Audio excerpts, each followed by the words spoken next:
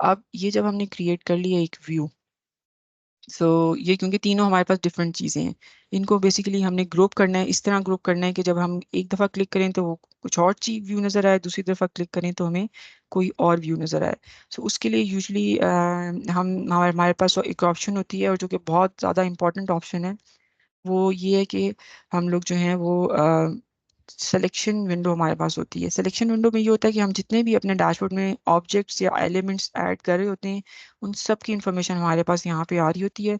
और सबसे जो अच्छी प्रैक्टिस है वो ये है कि जब आप कोई भी एलिमेंट ऐड कर रहे हैं, इवन कोई चार्ट भी ऐड कर रहे हो, तो आप उसको जो है ना वो रीनेम कर रहे हो, ताकि जब गोइंग फॉरवर्ड आप इसमें कोई काम करें तो आपको पता हो कि ये क्या चीज़ है और इसको आपने किस तरह चेंज करना है। क्योंकि अभी उसने ये किया कि उसने ये 3 बटन मैंने ऐड किए हैं, उसने इन तीनों को बटन्स का नाम दे दिया, और चौथा बटन अब अगर अगर बहुत बड़ा मेरा डैशबोर्ड है तो मुझे कभी भी नहीं पता चलेगा कि ये बटन जो है ये कहाँ से रिलेट करता है। बेसिकली ये वाला बटन है जो हमने ऐड किया था। तो अगर हम उसको जो है ना अच्छे तरीके से रीनेम करेंगे तो वो हमें बेहतर आइडिया होगा कि वो उसका पर्पस क्या है, उसको हमने किस तरह नेविगेट करना है, उसको हमने किसके साथ ग्रुप करना है, और उसको किसके साथ ग्रुप होना चाहिए। सो एक दो को हम रीनेम कर भी लेते हैं ताकि हमें थोड़ा सा आइडिया हो जाए। डबल क्लिक अगर आप किसी भी उस टेक्स्ट बॉक्स में करेंगे तो ये आप उसको रीनेम कर लेंगे इजीली। अब इस बॉक्स का जो है ना वो मैंने इसको एग्जिट व्यू कर दिया है, इसको मैं सिलेक्ट करती हूँ तो ये मेरे पास सिलेक्ट हो जाता है, मुझे पता चल जाता है ये कौन सा है।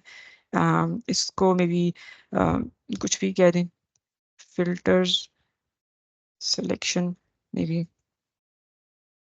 Filters information. छोटा हो तो ज़्यादा बेहतर है, फिल्टर इन्फो लिखेंगे तो पता याद आ रहेगा कि ये इसका है। देन अगेन ये हमारे पास बैकग्राउंड है, तो हेल्प विंडो यहाँ पे, ये बेसिकली ये एक हेल्पर विंडो है। और देन अगेन ये हमारे पास होम पेज का ऑप्शन था, तो हम इसको होम पेज कर देंगे। ओके, एक और चीज़ जो बहुत इंपॉर्टेंट है इस केस में वो ये है कि फॉर एग्जांपल अभी अगर मैं देखूं तो ये मेरे जो बॉक्सेस हैं ये मेरे मेन इस बटन के फ्रंट पे अपीयर हो रहे हैं। रीजन बीइंग कि इनकी अलाइनमेंट इस तरह डिफॉल्ट अभी जिस तरह मैंने जैसे जैसे क्रिएट किया उन्होंने उसको उस हिसाब से अरेंज करता गया है, लेकिन एट टाइम्स ये होता है कि ये इनकी अरेंजमेंट को भी हमें ठीक करना होता है। फॉर एग्जांपल अगर ये मेरे पास जो हेल्प विंडो है जो मेन ये बैकग्राउंड पे आ रही है लाइट सी, अगर मैं इसको उठा के ऊपर करूंगी तो ये मेरे जो टेक्स्ट बॉक्सेस हैं ये बेसिकली बैकएंड पे चले गए हैं। एग्जिट भी बैकएंड पे चला गया और मेरे पास फिल्टर वाला भी जो है वो भी बैकएंड पे चला गया। So I need to make sure कि जो मेरी ये अलाइनमेंट है इन सब चीज़ों की, ये भी जो है ठीक हो और एक दूसरे के साथ वो ठीक अलाइन हो रहे हो। इस सब को अगर मैं सेलेक्ट करूं कंट्रोल करके, कंट्रोल किया और मैंने सिर्फ क्लिक किया है, और उसके बाद राइट क्लिक अगर हम करें तो मेरे पास ग्रुप की ऑप्शन आ जाती है। अब ये है कि अब ये सारे जो हैं ये इसमें ग्रुप हो गए हैं, इसे एक इनका एक ग्रुप मान गया। इस ग्रुप को भी नाम दे देते हैं may be again information window में, इन्फो विंडो, इसको इन्फो विंडो कह देते हैं। आप इसको दोबारा भी सेम नाम भी दे सकते हैं, लेकिन अगर आप सेम नाम उसका लिखेंगे तो वो आपके लिए थोड़ा सा मसला बनेगा।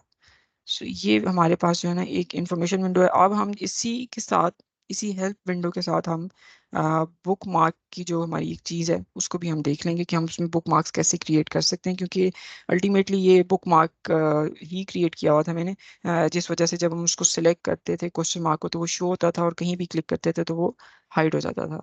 सो बुक मार्क क्रिएट करने के लिए हमने जो है यहाँ पे हमारे पास ऑप्शन आ रहा है बुक मार्क्स का, इसको करेंगे सेलेक्ट।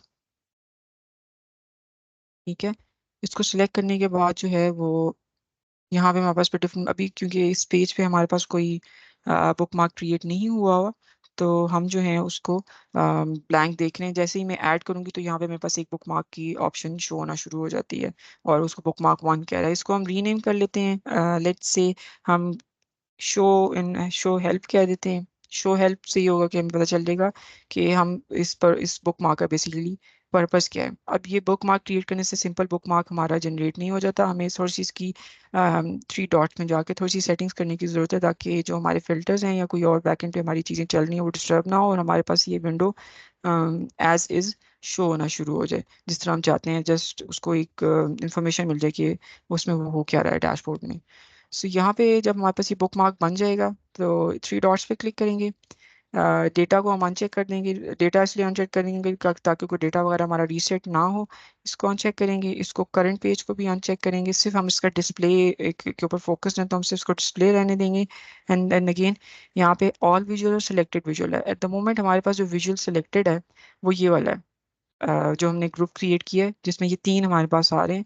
सो हम इसको सिर्फ इसके ऊपर अप्लाई करना चाहते हैं। ये बैक एंड फोर्थ होना पड़ता है तब जाके आपका बुक मार्क जो है ना वो एक दफ़ा सही से सेट हो जाता है। सो फॉर एग्जांपल मैंने इसको सिलेक्ट किया है तो अभी ये एज इज ही शोर है और ये मुझे पता है कैसे चल रहा है। यहाँ पे ये इसका जो आई का आइकन है वो विजिबल है।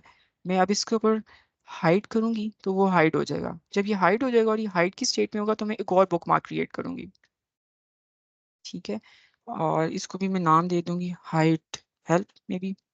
सी सेम सेटिंग्स जो मैंने उसके लिए की हैं वो सेम मैं इसके लिए भी करूंगी। सिलेक्टेड विजुअल, ठीक है, इस पे मैं सिलेक्ट करूंगी और इसको दोबारा से आके अनचेक करूंगी और इसको अपडेट कर दूंगी। ठीक है, फिर दोबारा मैं इस पे जाऊंगी तो वो सेटिंग हमारी ऑटोमेटिकली शो होना शुरू हो जाएगी। जैसे ही मैं शो हेल्प पे करती हूँ तो वो हेल्प शो होती है। जैसे मैं हाइड हेल्प पे करती हूँ तो वो उसको हाइड कर देता है। अब the only thing that we are left with is to add a question mark और a information mark जिसको वो यूज़ करके यूज़र अपनी इस information विंडो को शो कर सके या उस विंडो को वो देख सके। सो सिंपल है। हम जो हैं वो इंसर्ट में जाएंगे।